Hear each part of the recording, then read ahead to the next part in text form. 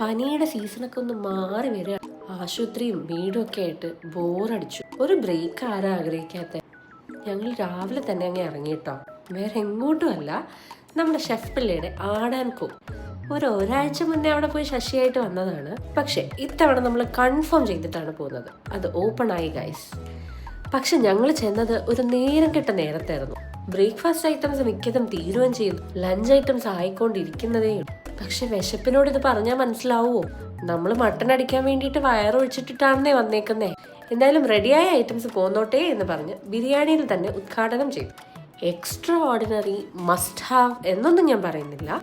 പക്ഷെ exclusively for mutton വേറെ എങ്ങും എൻ്റെ അറിവിൽ ഇല്ല. അത്യാവശ്യം ടേസ്റ്റും ഉണ്ട്.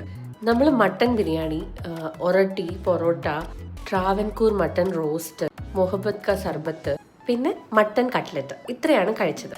റീസണബിൾ റേറ്റും ആണ് കേട്ടോ.